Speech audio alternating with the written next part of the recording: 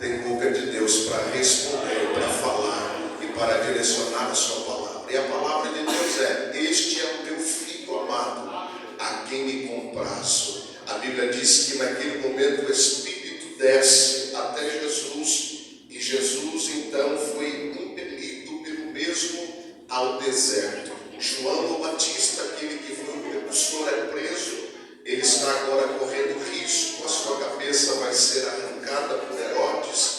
Mas o texto diz que enquanto João o Batista está preso, é interessante que o verso de número 14, ele diz que e depois que João foi entregue à prisão, veio Jesus para a Galiléia pregando o evangelho do reino. João, aquele que começa pregando, agora foi abafado da prisão.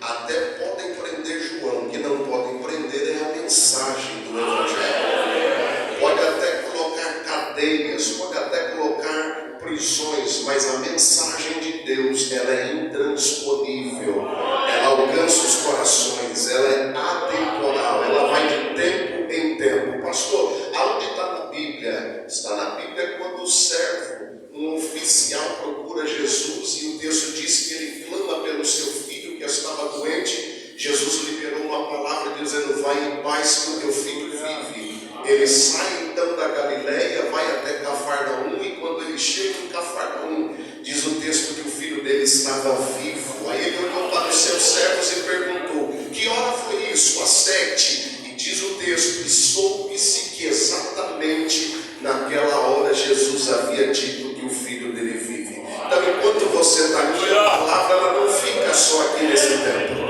Quando você está aqui adorando, a palavra vai movimentando na tua casa, na tua família, na tua casa, no teu ministério. Vou ficar até você dar glória. Enquanto você está aqui, a palavra de Deus vai de encontro à sua realidade. E só quem acredita pode fazer barulho. É culto de ensino, mas é culto de adoração também. Aleluia. Abafaram João, mas não abafaram a mensagem de Jesus, que iniciou o seu ministério pregando o evangelho. Aleluia. Tem gente que quando pega o microfone fala de tanta coisa menos do evangelho. Fala da vida dele, fala da vida da sogra, fala da vida do irmão, conta isso, conta aquilo, mas Jesus nos mostra que ministério é pregar evangelho, é pregar a palavra, é ensinar a palavra, é pregar a palavra. E Jesus inicia pregando o evangelho do reino, e diz o texto, uma característica também que vale a pena salientar a nós que aqui estamos, é que o evangelho de Marcos tem a característica de apresentar a Cristo como o servo. Diferente de Mateus, de Lucas, cada um que apresenta Jesus com a sua particularidade, Marcos, ele apresenta Jesus como servo. E uma característica no seu ministério, acompanhe comigo o versículo de número 10, ele começa dizendo: e logo que saiu da água. Quando você olha o verso de número 12, ele diz: e logo o Espírito impeliu ao deserto. Quando você olha o verso de número 18, diz: e deixando logo as suas redes. Versículo de número 20 diz: e logo o chamou. Versículo de número 21 diz: e logo no sábado ia na sinagoga. O que é isso? Marcos apresenta Jesus como servo, e como servo ele tem pressa de servir o seu Senhor. Como servo ele tem pressa de atender aquilo que foi determinado e otorgado a ele. Então, e logo, você vai ver que é uma característica de João Marcos no seu evangelho ou na sua escrita. Versículo de número 21, ele começa dizendo: entraram em Cafarnaum e logo no sábado, indo ele à sinagoga, ali ensinava. Isso aqui é um tapa na cara dos desigrejados. Tem muita gente que diz: adorar Deus em casa está dando tudo certo. Eu não fui no culto, pastor, mas acompanhei pela live e adorei aqui. Você pode até acompanhar pela live, mas nada te tira o direito e a obrigação de estar aqui na casa, nesse ambiente litúrgico. O próprio Jesus nos ensina. E logo, Jesus ele frequentava a sinagoga. Jesus frequentava a culto. Hoje está cheio de crente que vem na terça, não vem na quinta. Vem na quinta, não vem no sábado. Fica escolhendo o culto. E parece até que é um fast food. Se o pregador me agrada, eu vou. Se não me agrada, eu não vou. Mas eu quero crer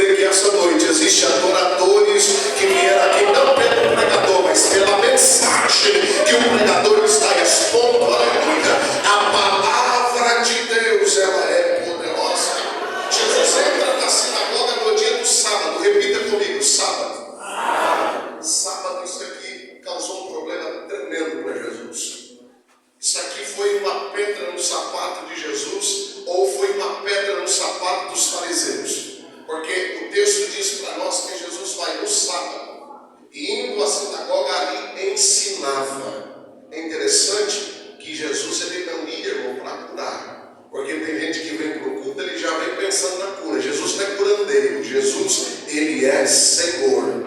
Ele ia na sinagoga para ensinar. Ensinava a palavra. Lógico que a consequência do ensinamento tinha cura, tinha restauração, tinha manifestação, tinha restauração, porque a palavra ela tem esse poder. Mas o objetivo principal sempre foi a palavra. E aqueles que olhavam Jesus ensinando maravilharam-se da sua doutrina, porque os ensinava como tendo autoridade. Isso aqui é importante. Tem muita gente que quer ensinar, mas não tem autoridade. Tem muita gente que quer pregar, mas não tem autoridade. Tem muita gente que quer cantar, mas não tem autoridade. Tem muita gente que quer reger, mas não tem autoridade. Pastor, precisa de autoridade para reger? Precisa de autoridade para ficar na porta? Precisa ser chamado? Precisa. Jesus ensinava com autoridade e não como os escribas. É diferente, você percebe? Quando o crente está debaixo da autoridade é diferente. Ele abre a boca, o céu se abre, a palavra flui, a presença abraça, a graça envolve, o Espírito se movimenta, porque tem graça, tem autoridade. E Jesus tinha autoridade. Como ele tem autoridade, ele ensinava, e as pessoas percebiam que ele ensinava diferente. E estava na sinagoga deles um homem com um espírito imundo, a qual estava dizendo: aqui temos contigo, Jesus Nazareno. O que me chama a atenção é que ali existia outros ensinadores, ali existiam os escribas, ali existiam os fariseus, ali existiam os doutores da lei dentro daquela sinagoga. Mas quando se tem todo esse tipo de pessoa com título, com nomenclatura, com credencial, mas não tem autoridade, o demônio entra, a loja permanece e nada acontece. Mas quando Jesus entra naquela sinagoga é diferente, porque ele vem pela autoridade que ele recebeu quando saiu do Rio Jordão. E num dos seus, das suas passagens, ele mesmo disse que quando foi dado o livro, ele leu exatamente a passagem de Isaías que dizia: foi-me dado o poder nos céus, foi-me dado o poder na terra. O poder é dele, o poder é detentor dele, o poder está com ele, a autoridade é dele. Então o único que pode fazer é ele que fala, é ele que levanta, é ele que abate, é ele que exalta, porque o poder está nas mãos dele.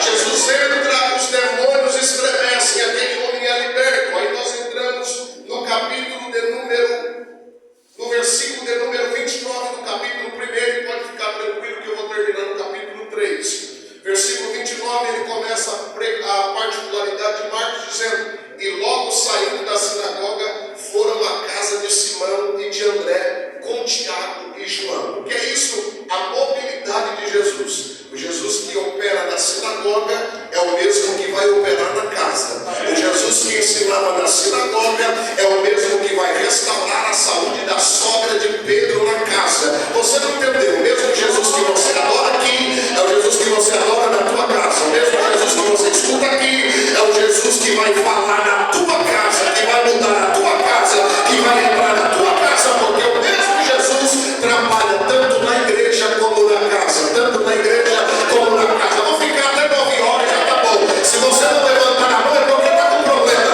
Jesus está dizendo: eu trabalho aqui dentro, mas eu também trabalho lá fora. Eu falo com você aqui dentro, mas eu também falo com você na tua casa. E se isso é verdade, abra sua boca para a glória.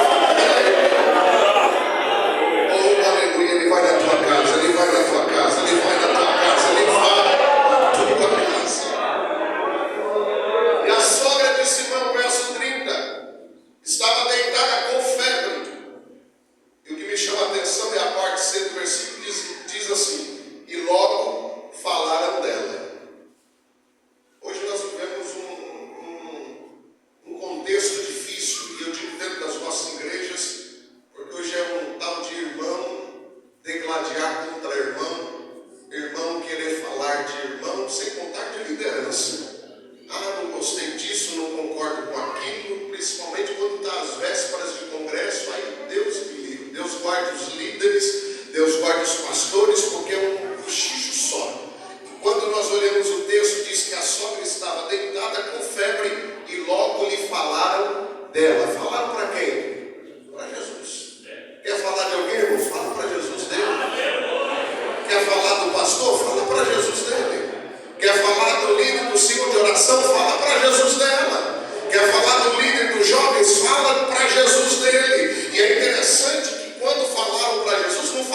sentido pejorativo, mas falaram no sentido positivo, não foi negativo, porque disseram assim, isso é conjectura minha, mas o texto ele me dá base para conjecturar desta forma. Disseram para Jesus dessa forma: Senhor, esta mulher, se ela não estivesse com febre, no mínimo a essa hora já tinha um café e um pão de queijo. Se ela fosse mineira era assim, já teria um café passado e um pão de queijo na mesa, porque essa mulher não para um minuto, ela vai para lá, ela vem para cá, ela faz, mas a febre a imobilizou, a febre a paralisou, e falaram de Jesus, falaram dela para Jesus de forma que Jesus, olhando aquela situação, Jesus se aproxima dela, toma pela mão, levanta e imediatamente a febre a deixou e servia-os. Ou seja, o que estava impedindo ela de servir era a febre. Está cheio de crente com febre, não serve porque está com febre, não adora porque está com febre, não cultua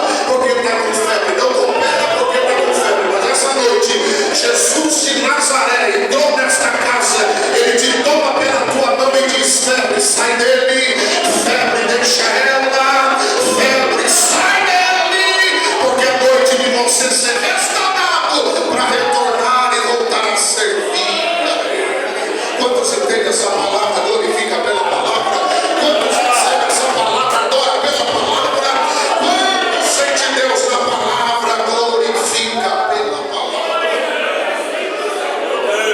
Sabe o que Deus está dizendo? Hoje você volta a servir.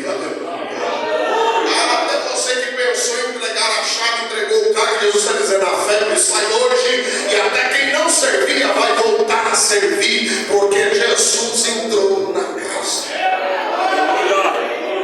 Jesus curou a muitos, porque muitos ouvindo se aproximaram daquela casa.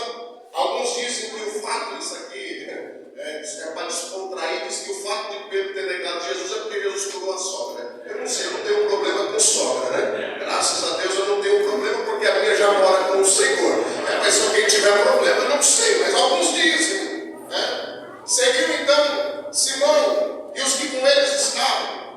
O que me chama a atenção é que se aproximaram de Jesus, verso 37, e esta mensagem é expositiva e textual. Vamos acompanhar o texto. E achando-lhe, disseram: todos te buscam. Chegaram até Jesus, pastor Maurício, e disseram: Senhor, o Senhor está curando, o Senhor está ensinando, todos te buscam. Por quê? Porque a fama de Jesus percorreu toda a circunvizinha. A fama de Jesus percorreu todas as cidades. As pessoas ouviram falar de Jesus, queriam estar próximo de Jesus. As pessoas queriam estar perto de Jesus. Aí chegaram até Jesus e disseram: Senhor, todos te buscam. Sabe o que é isso? Fama. E aqui nós precisamos ter um cuidado, porque o ministério em algum momento pode até te dar uma notoriedade. Em algum momento pode até o seu nome ser aclamado, o seu nome ser falado. Mas Jesus nos ensina um princípio poderoso. Enquanto estão agora preocupados com a fama, o verso de número 38. E ele diz: vamos às aldeias vizinhas, para que eu ali também pregue, porque para isso eu vim. Sabe o que é isso? Fama versus propósito. Tem gente que se perde na fama, mas Jesus está dizendo: eu posso até ser famoso, mas eu tenho um propósito. O meu propósito é pregar a palavra, o meu propósito é pregar o reino dos céus. Jesus te trouxe aqui essa noite para dizer: não perca o teu propósito, irmão. Não perca o teu propósito, minha irmã.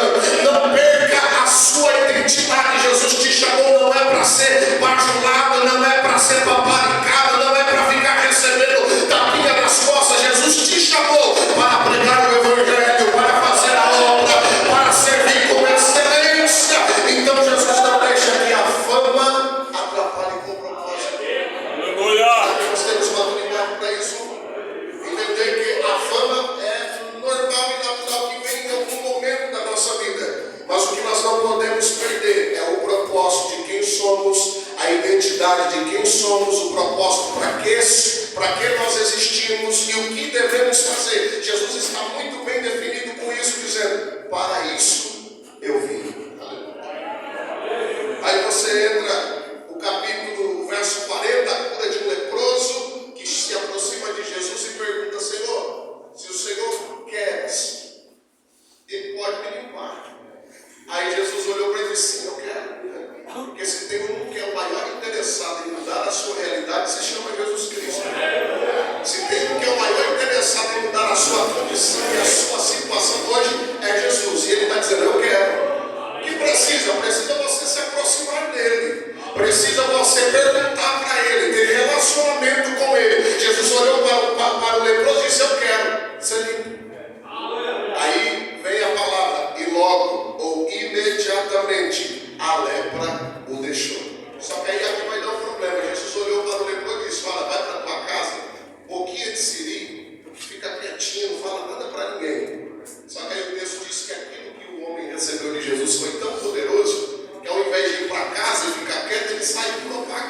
Jesus por todas as ruas da cidade.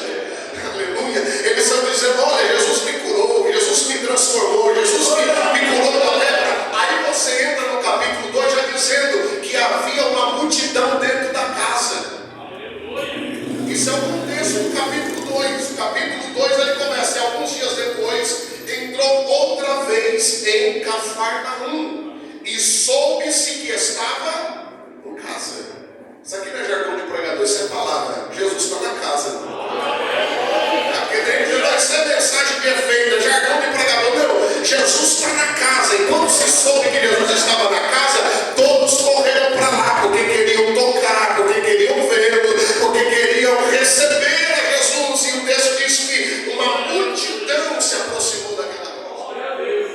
Aí essa multidão agora toma toda a casa. Só que o que me chama a atenção, pastor Maurício, presidente desse bonito campo, o texto diz que logo, verso 2, se ajuntaram tantos que nem ainda nos lugares junto à porta cabiam e anunciava-lhes a palavra de novo. Porque hoje em dia, irmão, o pastor Leandro, esse dia eu conversei com ele, eu falei: hoje em dia está difícil, você tem que ficar fazendo campanha disso, campanha daquilo, é janeiro profético, é 7 mergulhos na mão, é não sei o que, tudo para atrair os crentes para dentro da igreja, é pregador tal, é curador tal, é profeta tal. Mas o que me encanta no ministério de Jesus é que a multidão procurava, não era para ser curado apenas, mas para receber a palavra. Só aqueles que vieram aqui para receber a palavra. Deixa eu ver se tem crente que ainda adora pela palavra. Deixa eu ver se ainda tem crente que reage pela palavra. Se ele fizer, ele é Deus, mas se ele não fizer, ele permanece sendo Deus, porque eu não adoro pelo que ele faz, eu adoro por quem ele é. E ele é o verbo encarnado que está aqui essa noite dizendo: eu vou dar a sua Jesus vai ensinando a palavra. E vieram ter com ele um paralítico conduzido por 4. E esse paralítico está sendo agora conduzido porque esses 4 homens resolveram levar esse paralítico até Jesus. Ele não conseguia ir, disseram: vamos levar. E o texto diz que pegaram aquele paralítico, a sua maca, a sua cama. Se é 4, eu já penso que cada um pega uma ponta. Estão levando, só que quando chegaram na porta daquela casa, estava apertado, abarrotado de pessoas. A multidão não permitiu o acesso daquele homem pela maca, com a maca pela porta. Aí diz o texto que esses 4 amigos disseram: olha, se não dá por baixo, vamos tentar por cima. E isso aqui, irmão, você tem que levar para a tua vida, porque você tem que ter aliança com pessoas que no primeiro obstáculo, irmão, não desiste.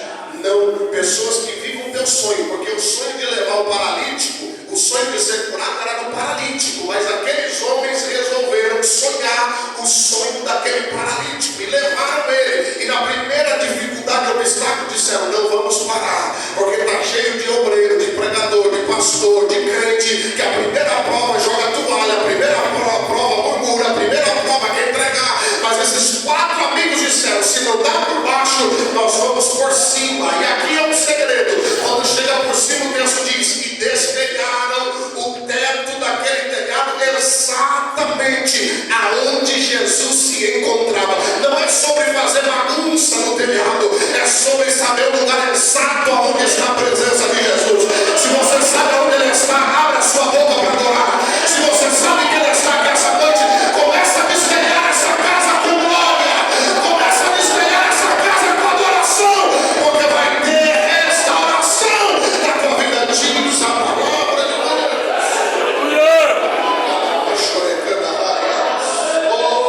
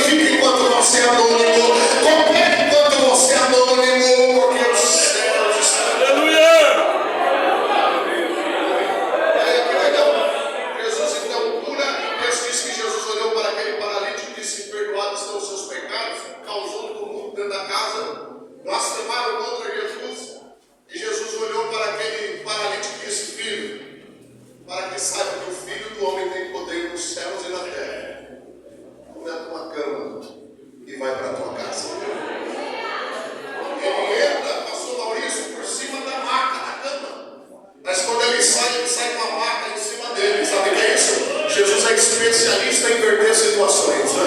Ele entra carregado, mas ele sai carregando. Eu não sei como é que você entrou aqui essa noite, mas Deus está dizendo, você pode até ter entrado carregado, mas você sai daqui carregando, porque o Jesus especialista em inverter situações está nessa casa, está nessa palavra, está dizendo, eu vou mudar a sua história. Temos a vocação de Levi, e aí nós vamos entrar no capítulo 3 e terminamos. Capítulo 3 ele começa exatamente dizendo outra vez. Repita comigo, outra vez.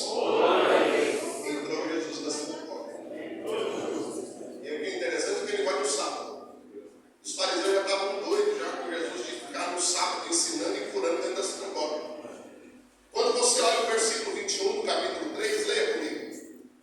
Versículo 21 diz que até os de dentro da casa, os seus familiares, duvidavam do seu poder e da sua existência. Até os de dentro da casa desacreditaram de Jesus, versículo 21 do capítulo 3. Quando você olha o capítulo de número 3 adiante, você vai ver que os fariseus até chamaram de demônio.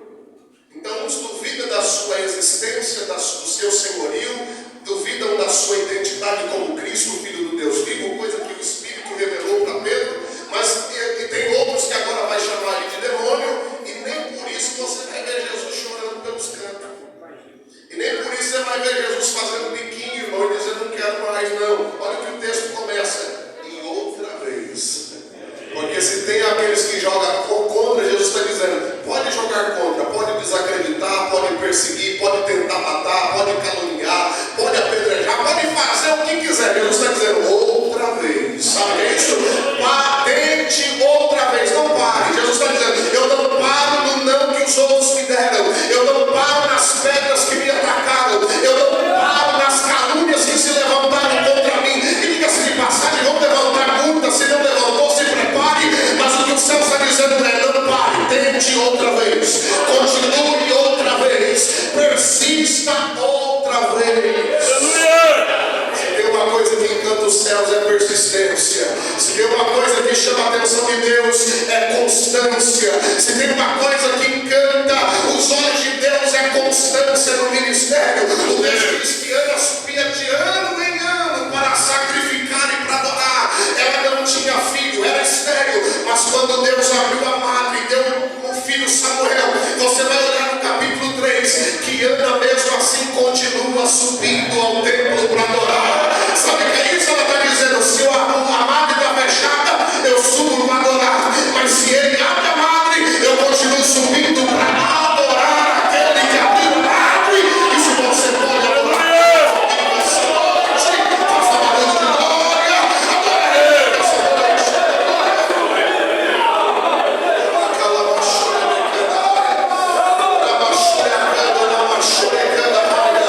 Só os adoradores aqui essa noite, só os adoradores aqui essa noite, sintam a presença.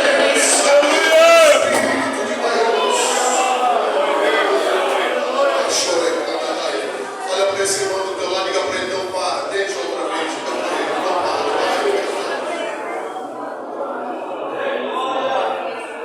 Estava ali um homem que tinha uma das mãos mirrada e estavam observando.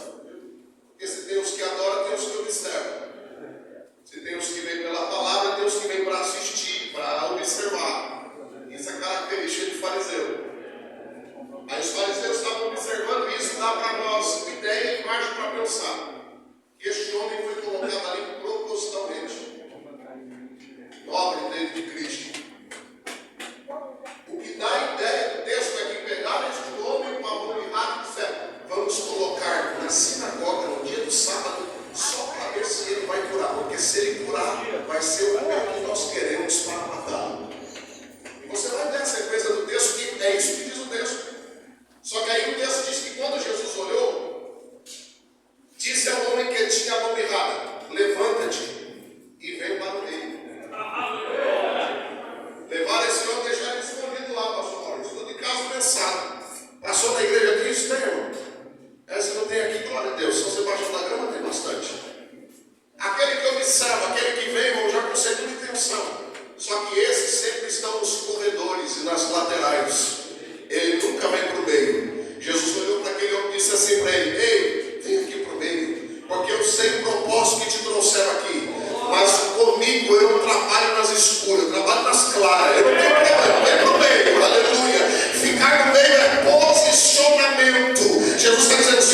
posiciona, porque se você se posicionar no meio, eu vou curar esta mão sua que está errada. Aleluia. O texto diz que aquele homem veio para o meio e perguntaram para Jesus: é lícito curar no dia de sábado? Aí Jesus olhou para eles e perguntava: é lícito no sábado fazer bem ou fazer mal? Salvar a vida ou matar? Sabe o que ele está dizendo? A sua própria morte. Porque o crucifica na sexta, ele morre no sábado. E no sábado se não podia fazer o bem, mas poderiam fazer o mal, que era matar o próprio Jesus. Ele está dizendo sobre a sua própria morte. E eles calaram-se.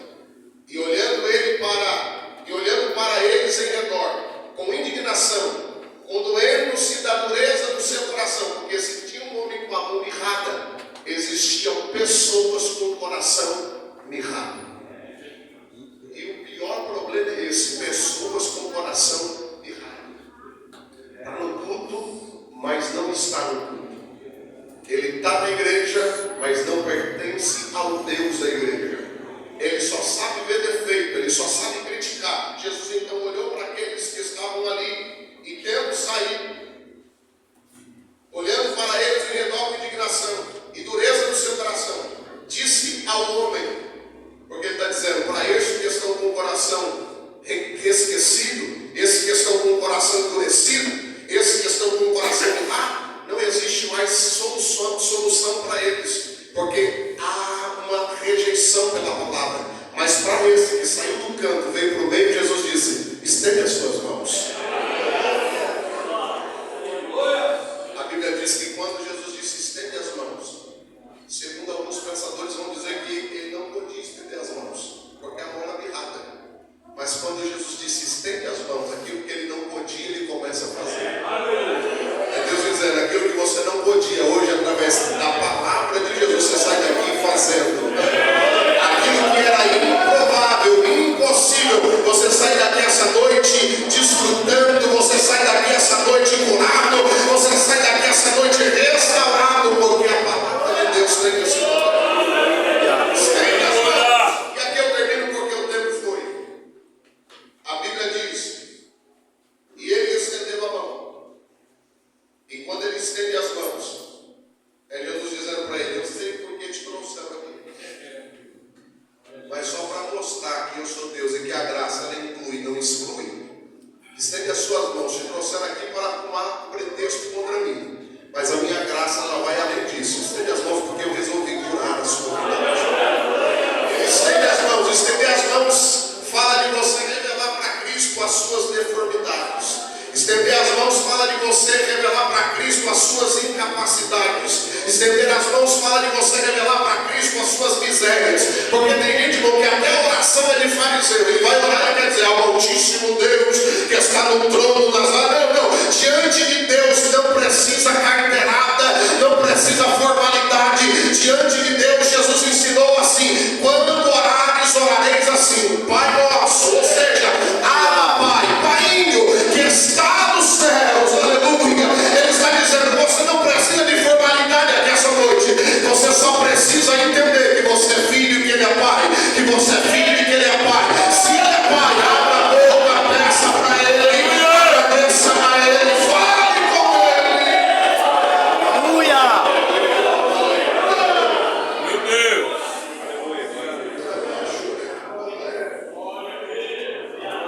Versículo 5: estendeu a tua mão, e foi-lhe restituída com a sua mão, e foi restituída a sua mão sã. Como? Jesus não trabalha com desigualdade, né? É que nem carro, você, quando tem dia, você troca 2 pneus e deixa 2 lá e vai andar ali, fica todo desbalanceado, né? Quem olha já vê que está desigual ali, é 2 novos e 2 velhos, né? Um está certo, o outro está torto. Não, Jesus não trabalha com desigualdade. Se tem desigualdade no ministério, Jesus não trabalha. Se tem desigualdade no grupo, Jesus não trabalha. Se tem desigualdade no altar, Jesus não trabalha. Ele não trabalha com desigualdade, ele trabalha com